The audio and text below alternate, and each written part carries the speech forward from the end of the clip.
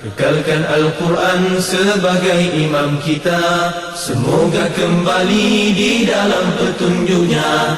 Kalamullah hidayah bagi kita, diberikan Jibril kepada. Kekalkan Al-Quran sebagai imam kita, semoga kembali di dalam petunjuk. Alhamdulillahi wahdahu wassalatu wassalamu ala man la nabiyya ba'dah. أما بعد فأعوذ بالله من الشيطان الرجيم بسم الله الرحمن الرحيم والمحصنات من النساء إلا ما ملكت أيمانكم كتاب الله عليكم وأحل لكم ما وراء ذلكم أن تبتغوا بأموالكم محسنين غير مسافحين فما استمتعتم به منهن فآتوهن أجورهن فريضة ولا جناح عليكم فيما تراضيتم به من بعد الفريضة إن الله كان عليما حكيما صدق الله العظيم رب اشرح لي صدري ويسر لي أمري واحلل عقدة من لساني يفقهوا قولي واجعل لي وزيرا من أهلي آمين يا رب العالمين. کل ہم نے چوتھے پارے کی آخری آیت پہ اختتام کیا تھا اور اس آیت میں ہم نے ان محرمات کا ذکر پڑھا تھا، ان خواتین کا جن سے نکاح کرنا حرام قرار دے دیا گیا. ان میں 12 ابدی محرم خواتین تھیں کہ جن سے ہمیشہ کے لیے نکاح حرام ہے، اور ایک عارضی محرم خاتون تھیں کہ جن سے عارضی طور پر نکاح نہیں ہو سکتا، یعنی 2 بہنوں کو ایک نکاح میں جمع نہیں کیا جا سکتا. اب وہی مضمون آگے کنٹینیو ہو رہا ہے.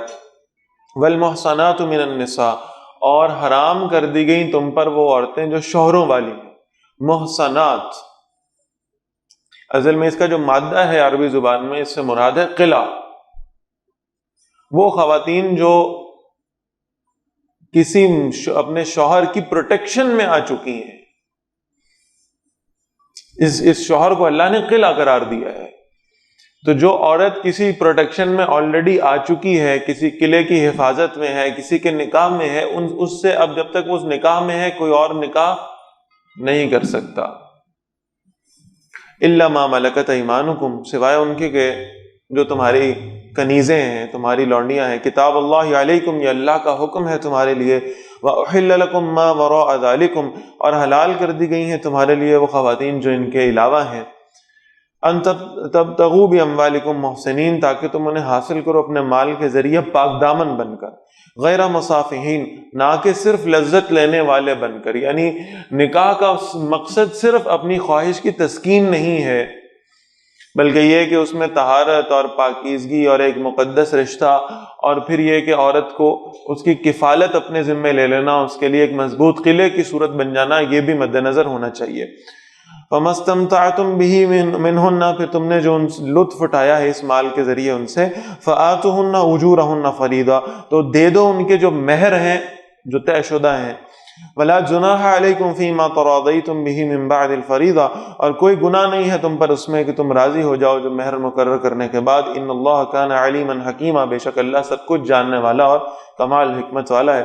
وَمَن لَّمْ يَسْتَطِعْ مِنْكُمْ طَوْلًا أَن يَنكِحَ الْمُحْصَنَاتِ الْمُؤْمِنَاتِ، اور جو نہ رکھتا ہو طاقت تم میں سے مالی طور پر کہ آزاد مومن عورتوں سے نکاح کرے. فَمِمَّا مَلَكَتْ أَيْمَانُكُمْ مِنْ فَتَيَاتِكُمُ الْمُؤْمِنَاتِ، تو نکاح کر لے ان میں سے جن کے مالک ہیں تمہارے دائیں ہاتھ، یعنی مومن کنیزوں میں سے وہ نکاح کر لے. وَاللَّهُ أَعْلَمُ بِإِيمَانِكُمْ، اور اللہ زیادہ جانتا ہے تمہارے ایمان کو. بَعْدُكُمْ مِنْ بَعْدٍ، تم میں سے کچھ دوسروں سے ہیں. فَانْكِحُوهُنَّ بِإِذْنِ أَهْلِهِنَّ، بس نکاح کرو ان سے ان کے مالکوں کی اجازت سے. یعنی آزاد مومن عورت سے بھی نکاح کرنا ہے تو اس میں اس کے ولی کی مرضی شامل ہونی چاہیے، اور اسی طرح اگر کسی کنیز سے نکاح کرنا ہے تو اس کے مالک کی مرضی کے بغیر وہ نکاح نہ کیا کرو. وَآتُوهُنَّ أُجُورَهُنَّ بِالْمَعْرُوفِ، اور انہیں ان کے مہر دے دو اچھے طریقے سے. محصنات، وہ پاک دامنی اختیار کرنے والیاں ہوں. غیر مصافحات، محض لذت لینے والیاں نہ ہوں. وَلَا مُتَّخِذَاتٍ أَخْدَانٍ، اور نہ ہی کوئی چھپی ہوئی دوستی کرنے والیاں ہوں. فَإِذَا أُحْصِنَّ، تو جب وہ اس نکاح کے مضبوط حصار میں آ جائیں. فَإِنْ آتَيْنَا بِفَاحِشَةٍ، پھر اگر وہ ارتکاب کریں کسی بدکاری کا نکاح میں آنے کے بعد. فعلیہن نصف ما علی المحصنات من العذاب، تو ان پر نصف ہے اس کا جو آزاد عورتوں کے لیے سزا ہے. ذالک لمن خشی العنۃ منکم، یہ اس کے لیے ہے جو ڈرتا ہو گناہ میں پڑنے سے تم میں سے. وان تصبروا خیر لکم، اور اگر تم صبر کرو تو یہ تمہارے لیے بہتر ہے. واللہ غفور الرحیم، اللہ بہت بخشنے والا اور ہمیشہ رحم فرمانے والا ہے. یرید اللہ لیبین لکم، اللہ چاہتے ہیں کہ تم پر اپنی آیات کو، اپنی ہدایت کو واضح فرما دیں. وَيَهْدِيَكُمْ سُنَنَ الَّذِينَ مِن قَبْلِكُمْ، اور ہدایت عطا فرمائیں تمہیں ان راستوں کی جو تم سے پہلے تھے. وَيَتُوبَ عَلَيْكُمْ، اور تم پر اپنی نظر کرم فرمائیں. وَاللَّهُ عَلِيمٌ حَكِيمٌ، اور اللہ سب کچھ جاننے والے اور کمال حکمت والے ہیں. وَاللَّهُ يُرِيدُ أَن يَتُوبَ عَلَيْكُمْ، اور اللہ چاہتے ہیں کہ تم پر نظر کرم فرما دیں. وَيُرِيدُ الَّذِينَ يَتَّبِعُونَ الشَّهَوَاتِ، اور وہ جو اپنی خواہشات کی پیروی کرتے ہیں وہ یہ چاہتے ہیں ان تمیلوا میلا عظیما، کہ تم سیدھے راستے سے بہت دور ہٹ جاؤ. جو خود اپنی خواہشات کی پیروی کر رہے ہیں انہیں تم برداشت نہیں ہوگے صراط مستقیم پر چلتے ہوئے، لہٰذا ان کی ہر دم یہ کوشش رہے گی کہ کسی طریقے سے تمہیں بھی اپنے ساتھ ملا لیں، تمہیں بھی نفس کی خواہشات کا پیروکار بنا دیں، تمہیں بھی اللہ کے راستے سے ہٹا لیں. یرید اللہ ان یخفف عنکم، اللہ چاہتے ہیں کہ تم سے بوجھ کو ہلکا کر دیں. یہ جو خود ساختہ رسومات، یہ جو خود ساختہ رواج تم نے اپنے اوپر ڈالے ہوئے اور جن کی وجہ سے تم بہت بڑے بوجھ تلے دبے ہوئے ہو، اور اس پر مستزاد یہ کہ تم انہیں نیکی بھی سمجھتے ہو، اللہ کا دین اس طرح کے خود ساختہ بوجھ سے تمہیں آزاد کرانے کے لیے آیا ہے. میں صرف ایک مثال آپ کے سامنے عرض کر دیتا ہوں. ہمارے معاشرے کا سب سے بڑا جو بوجھ ہے رسومات کے اعتبار سے وہ نکاح ہے، شادیاں ہیں. آپ کبھی وہ اخراجات کیلکولیٹ کیجئے کہ جو اخراجات شادیوں کے اندر وہ یعنی لگائے جاتے ہیں اور کس انداز سے جو ہے نا وہ ان کو بوجھ بنایا جاتا ہے، اور پھر کتنی رسومات اس کے اندر شامل کر دی جاتی ہیں. اور اب یہ جو خود ساختہ بوجھ ہم نے بنا لی ہے شادیوں کے حوالے سے، اسی کا پھر آؤٹ کم یہ ہے کہ جب کسی کے گھر بیٹی پیدا ہوتی ہے، قرآنی کے الفاظ استعمال کر رہا ہوں، تو چہرے سیاہ ہو جاتے ہیں. تبھی سے ایک فکر لاحق ہو جاتی ہے کہ اس کے جہیز کا بندوبست کرنا ہے، اس کی شادی کا بندوبست کرنا ہے، اس کے لیے اتنے پیسے چاہیے ہوں گے، یہ سب کچھ ہوگا. حالانکہ دین کا مزاج اس کے بالکل مختلف. دین کے مزاج کے مطابق اللہ نے نکاح کو اس قدر آسان بنایا کہ صرف ایک قول کا نام نکاح ہے، بس. اور ایک تقریب ہے نکاح پر، صرف ایک تقریب، اور وہ ولیمے کی تقریب ہے، جس کو یعنی مسنون بھی کہا گیا، معثور بھی، اور پھر اس کے لیے تاکید کی گئی ہے کہ اس تقریب کو منعقد کرو اور جن کو دعوت دی جائے وہ اس تقریب میں شرکت کیا کریں. اور وہ لڑکی والوں کی طرف سے نہیں ہے بلکہ لڑکے والوں کی جانب سے. اور اس تقریب کو بھی اتنا سادہ بنایا ہے، یعنی آپ سمجھے نا، ہم نے جتنے رسومات کے بوجھ اپنے اوپر لاد لیے، آج کوئی اس کی یہ کر سکتا ہے اس کی ہمت؟ وہ جو اللہ کے نبی صلی اللہ علیہ وسلم کی حدیث میں بارہا آپ کو سناتا ہوں کہ فتنوں کے دور کے اندر اسلام کے احکامات تمہیں عجیب و غریب لگنے لگیں گے. آج کوئی کیا اس بات کی ہمت کر سکتا ہے کہ اللہ کے رسول صلی اللہ علیہ وسلم فرماتے ہیں تم میں سے اگر کوئی شخص ولیمہ کرنے کی صلاحیت یا قدرت نہ رکھتا ہو تو تم ایسے باقی لوگوں کے لیے یہ ہدایت ہے کہ وہ ایسا کیا کریں کہ اپنا کھانا لے کر اس شخص کے گھر میں جس کا نکاح ہوا چلے جایا کریں اور اس کے ساتھ بیٹھ کر کھانا کھا لیا کریں، تو یہ اس کا ولیمہ ہو جائے گا. یہ سوچ سکتا آدمی؟ تو معلوم ہوگا کہ بھئی کو لاکھوں کا آپ نے پہلے بندوبست کرنا ہے، انتظام کرنا ہے. جب تک یہ نہیں ہو سکتا تب تک آپ نکاح کرنے سے ذرا دور ہی رہیں. تو یہ ساری خود ساختہ چیزیں ہیں، خود ساختہ بوجھ ہیں جو اپنے اوپر لادے ہوئے ہیں. اور اللہ کے دین پر اگر ہم صحیح طریقے سے چلنا شروع کر دیں تو یہ بوجھ ہماری گردنوں سے اترتے جائیں گے. تو فرمایا یرید اللہ ان یخفف عنکم، اللہ چاہتے ہیں کہ تم سے بوجھ کو ہلکا کر دیں. وخلق الانسان ضعیفا، انسان کو کمزور پیدا کیا گیا ہے. اب جو جس اعتبار سے اللہ نے انسان کو پیدا کیا ہے اس اعتبار سے اللہ نے دین بھی دیا، فطرت کے عین مطابق دین عطا فرمایا کہ اس دین پر چلو. اب اس انسان نے اپنی اس کمزوری کے باوجود اپنے اوپر بہت سارے بوجھ لاد لیے، تو اب پریشان بیٹھا ہے کہ کیا کروں. اگر آج بھی اللہ کے دین پر چلنا شروع کر دے گا تو معلوم ہوگا کہ زندگی آسان ہے. یا ایھا الذین آمنوا، ایمان والو، لا تاکلوا اموالکم بینکم بالباطل، اپنے مال آپس میں باطل طریقے سے نہ کھاؤ. الا ان تکون تجارۃ عن تراض منکم، سوائے اس کے کہ تجارت ہو تم میں دونوں باہمی رضامندی سے. وَلَا تَقْتُلُوا أَنفُسَكُمْ، اور دیکھو اپنی جانوں کو قتل نہ کیا کرو۔ اب ذرا اس سے سمجھ لیں مراد کیا ہے۔ پہلی بات تو یہ ہے کہ اگر اب کانٹیکسٹ میں دیکھیں گے تو آیت میں آ رہا ہے کہ ایک دوسرے کے مال ناحق طریقے سے نہ کھایا کرو۔ اس سے مراد یہ ہے کہ کسی کا مال ناحق طریقے سے غصب کرنا گویا یہ کہ خود کو ہلاکت میں ڈالنے سے کے مترادف ہے، خود کو تباہ اور برباد کر لینے کے مترادف ہے، اللہ کے عذاب کا خود کو حقدار بنا لینے کے مترادف ہے، اس لیے کہا اپنے آپ کو ہلاکت میں نہ ڈالا کرو۔ اور اگر صرف آیت کے اتنے حصے کو لیں گے تو پھر معلوم یہ ہوتا ہے کہ خودکشی کی ممانعت یہاں پر آ رہی ہے کہ اپنے آپ کو خود قتل نہ کر لیا کرو، اور یہ اتنا شدید جرم ہے کہ اللہ کے نبی صلی اللہ علیہ وسلم نے فرمایا جو خود اپنی جان لینے کے درپے ہو جائے اور اپنی جان لے لے، چاہے وہ کوئی بھی طریقہ ہے اس کے لیے اختیار کر لے، یعنی زہر کھا لے، تلوار سے خود کو ہلاک کر لے، کچھ بھی کر لے، تو اللہ کے نبی صلی اللہ علیہ وسلم فرماتے ہیں کہ چونکہ اس نے اللہ کی دی ہوئی جان کی قدر نہیں کی تو اس کے بعد وہ جہنم میں جائے گا، اور جہنم میں وہ یعنی جب تک رہے گا، یعنی جہنم میں صرف واپسی کا معاملہ نہیں ہے، جب تک جہنم میں رہے گا جس طریقے سے اس نے اپنی جان لی ہوگی اسی طرح اپنے آپ کو اذیت جہنم میں بھی دیتا رہے گا۔ یہ زندگی اللہ کی بڑی نعمت ہے، اس نعمت کا ادراک کرنا، پھر اس کا خیال رکھنا، اور پھر اس زندگی کو اس طرح سے لگانا، صرف کرنا جیسے اللہ نے حکم دیا ہے، لازم ہے۔ وَلَا تَقْتُلُوا أَنفُسَكُمْ، اور اپنی جانوں کو قتل نہ کیا کرو، إِنَّ اللَّهَ كَانَ بِكُمْ رَحِيمًا، بے شک اللہ تمہارے حق میں بہت رحم فرمانے والا ہے۔ وَمَن يَفْعَلْ ذَلِكَ عُدْوَانًا وَظُلْمًا، اور جس نے زیادتی اور ظلم کرتے ہوئے ایسا کیا، فَسَوْفَ نُصْلِيهِ نَارًا، ہم ان قریب اسے آگ میں ڈال دیں گے، وَكَانَ ذَلِكَ عَلَى اللَّهِ يَسِيرًا، اور اللہ پر یہ بہت آسان ہے۔ ان تجتنبوا کبائر ما تنہون عنہ، اگر تم بڑے بڑے گناہوں سے بچتے رہو جن سے تمہیں روکا جا رہا ہے، نکفر عنکم سیئاتکم، اللہ تمہارے چھوٹے گناہوں کو تم سے دور فرما دیں گے۔ کتنی بڑی رحمت ہے اللہ، یعنی یہ تو واضح ہے کہ ہم انسان ہیں، خطا کے پتلے ہیں، پھر معصوم بھی نہیں ہیں، معصومیت نبی اکرم صلی اللہ علیہ وسلم کے ساتھ ختم ہو چکی، نبی اکرم صلی اللہ علیہ وسلم جہاں خاتم النبیین تھے وہاں خاتم المعصومین بھی تھے۔ اب ہم سے غلطیاں سرزد ہوں گی، گناہ سرزد ہوں گے، اس میں کوئی شک نہیں،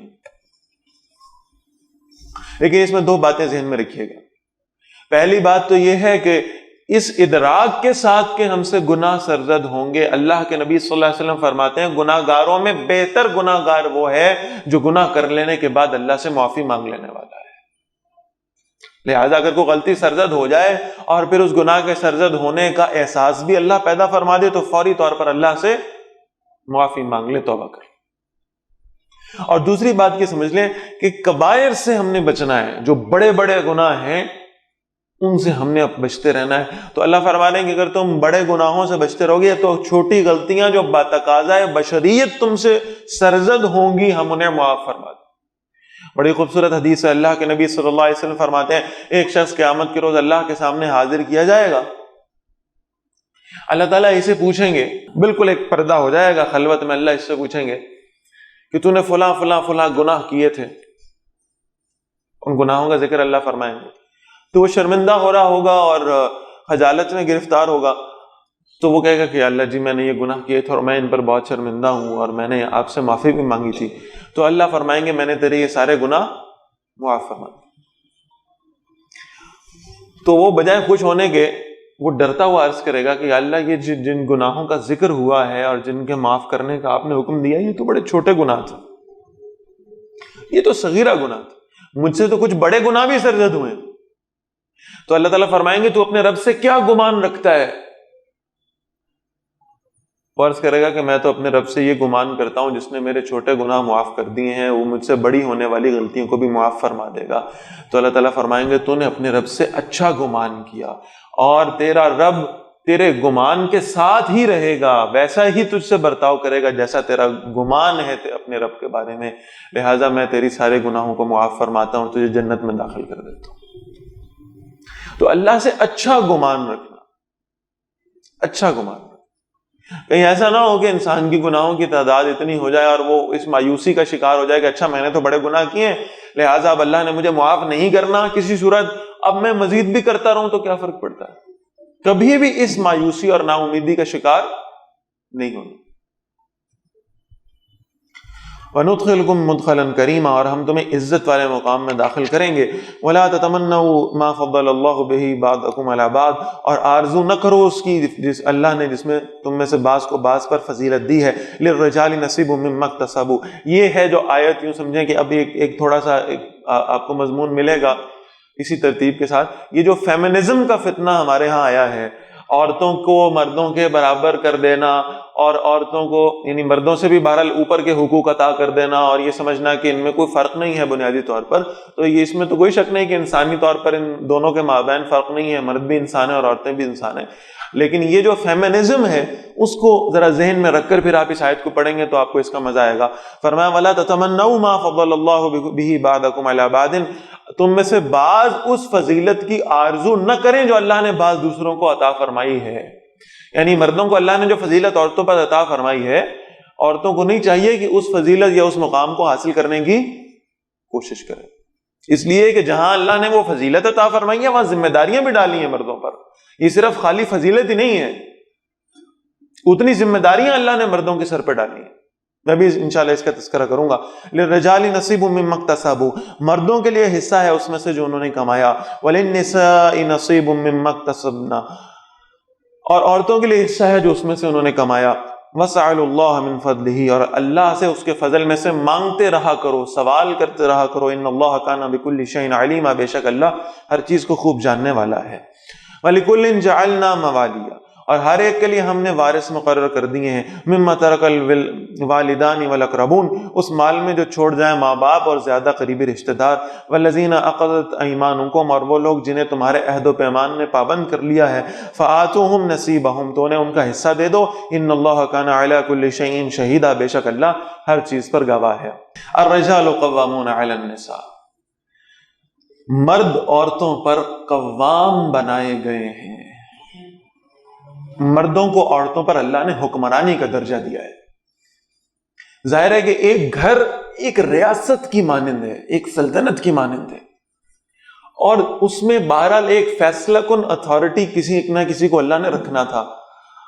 اس لیے کہ اس کائنات میں بھی آپ یہ دیکھیے کہ اللہ تعالیٰ خود قرآن مجید میں فرماتے ہیں اگر ایک سے زیادہ رب ہوتے تو سب میں اقتدار کا جھگڑا پڑ جاتا، سب میں یہ ایک لڑائی ہو جاتی کہ کس کا حکم چلے گا. تو لہٰذا اللہ تعالیٰ نے اس کائنات کا مالک صرف اپنے آپ کو رکھا ہے، اپنے ساتھ کسی کو شریک ٹھہرانے سے ممانعت فرمائی ہے. اللہ نے اس کائنات میں کل کی کل اتھارٹی اللہ کے پاس ہے. اسی طرح اللہ نے ایک گھر کو ایک ریاست کا درجہ دیا اور اس ریاست میں ایک شخص کو ذمہ دار بنایا.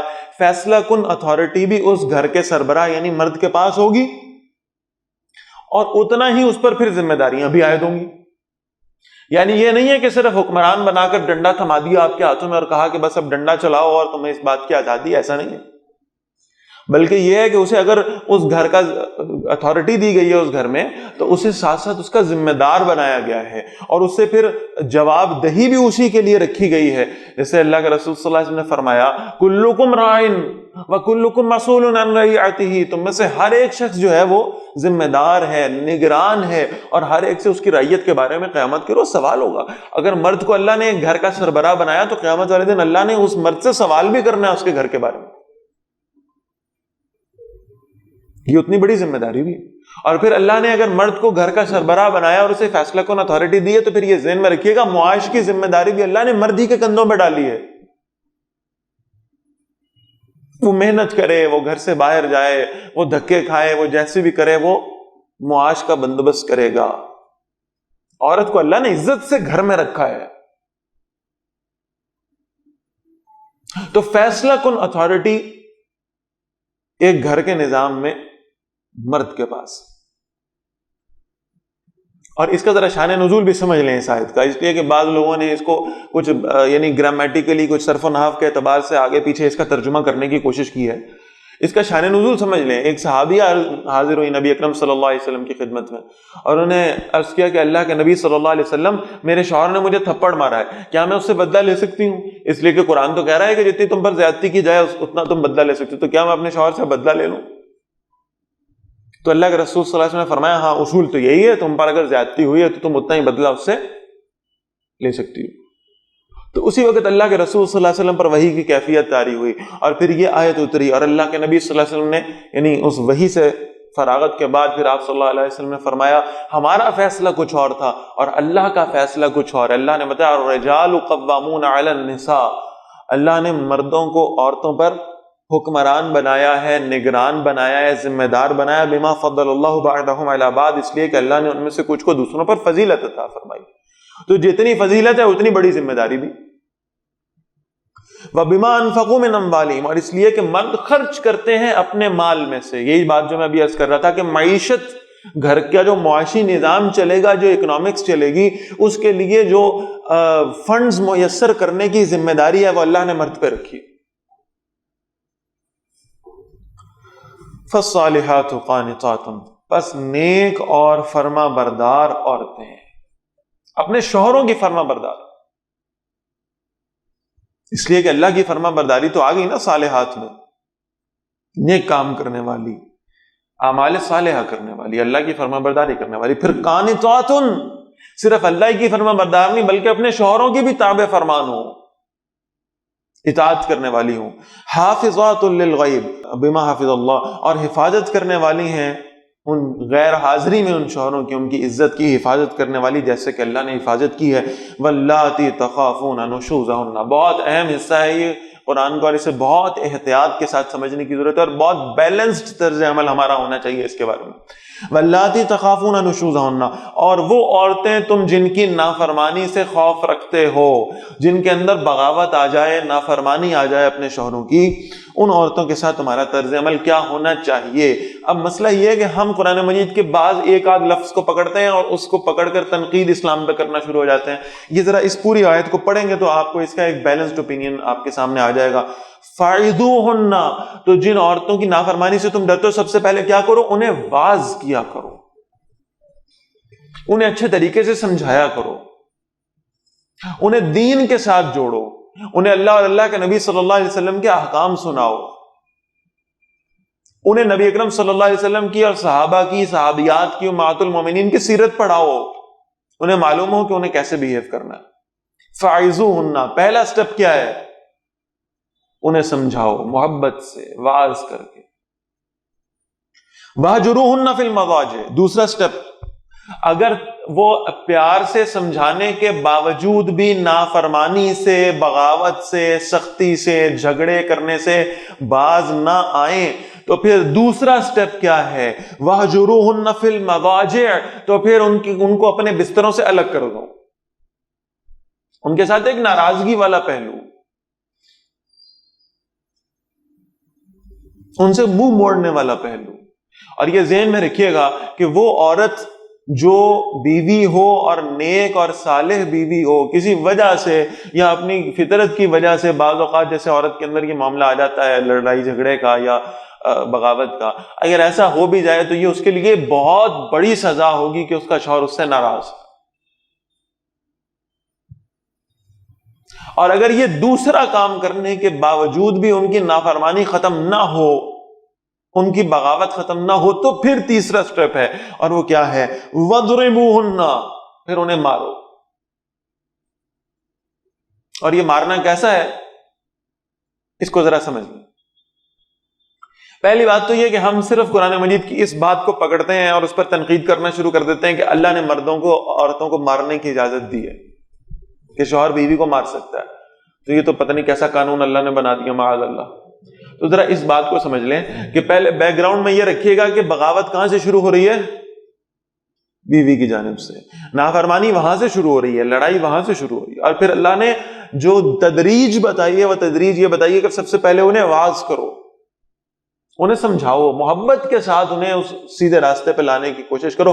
نہیں آئیں تو پھر صرف ناراضگی کا اظہار کرو بس۔ اور پھر بھی ایسا ہے کہ اب بات بالکل ہاتھوں سے باہر نکل چکی ہے اور حدود سے باہر نکل چکی ہے، تو پھر تمہیں یہ اجازت ہے وَضْرِبُوهُنَّ، تو انہیں مارو۔ لیکن یہ بات ذہن میں رکھیے گا، دو باتیں۔ پہلی بات، ایک واقعہ آپ کو ایسا نہیں ملے گا کہ اللہ کے رسول صلی اللہ علیہ وسلم نے اپنی کسی بیوی کو مارا ہو۔ یہ بات سمجھ میں آ رہی؟ اتھارٹی کا ہونا اور بات ہے، اس اتھارٹی کا روب ہونا بھی اور بات ہے، اور اس اتھارٹی کو ایکسرسائز کرنا ایک اور بات ہے۔ یہ بات سمجھ میں آ رہی ہے کہ نہیں آ رہی؟ آپ کو اللہ نے اتھارٹی دی ہے، اس اتھارٹی کا ایک روب آپ کی بیوی پر بہرحال ہونا چاہیے کہ اللہ نے اس کو اجازت دی ہے کہ یہ مجھے مار بھی سکتا ہے، لیکن اس کا یہ مطلب نہیں ہے کہ آپ مارنا شروع کر دیں، اس لیے کہ بہرحال رسول اللہ صلی اللہ علیہ وسلم کی سنت سے یہ ثابت نہیں ہے۔ سمجھ میں یہ آتا ہے کہ اللہ کے رسول صلی اللہ علیہ وسلم کو جب کہیں اپنی بیویوں سے کوئی شکایت ہوئی ہے تو پہلے 2 درجات میں اللہ تعالیٰ نے، اللہ کے رسول صلی اللہ علیہ وسلم نے ان معاملات کو ٹیکل کر لیا ہے۔ اور پھر صحابہ نے پوچھا اللہ کے رسول صلی اللہ علیہ وسلم ہمیں اپنی بیویوں کو اگر مارنے کی اجازت دی گئی ہے تو ہم کس حد تک مار سکتے ہیں؟ کیا کوئی ہڈیاں وڈیاں توڑنے کی اجازت ہے؟ کیا کوئی آگ لگانے کی اجازت ہے؟ کیا کوئی ڈنڈوں سے مارنے کی اجازت ہے؟ کیا کتنی کوئی اجازت ہے ہمیں؟ اب ذرا آپ حدیث کے الفاظ سنیں، یہ ہم بھول جاتے ہیں۔ اللہ کے رسول صلی اللہ علیہ وسلم نے فرمایا تم اپنی بیویوں کو اگر کسی ایکسٹریم کنڈیشن پہ تمہیں مارنے کی ضرورت بھی پڑے تو صرف اتنی ضرب لگانا جیسے تم مسواک سے کسی کو ضرب لگاتے ہو۔ اول تو کوشش کرو کہ اس کی نوبت ہی نہ آئے، اور اگر کبھی نوبت آئے تو کتنی ضرب؟ مسواک والی، اس سے زیادہ کی اجازت نہیں۔ اور سنت یہ ہے کہ اللہ کے رسول صلی اللہ علیہ وسلم نے ایسا نہیں کیا۔ اور پھر اگلے الفاظ پڑھیں، بڑے خوبصورت ہیں، فَإِنْ أَطَعْنَكُمْ، اور پھر اگر وہ تمہاری اطاعت اختیار کر لیں، تمہاری بیویاں تمہارا کہنا مان لیں، فَلَا تَبْغُوا عَلَيْهِنَّ سَبِيلًا، تو پھر دیکھو ان پر زیادتی کے راستے نہ تلاش کیا کرو۔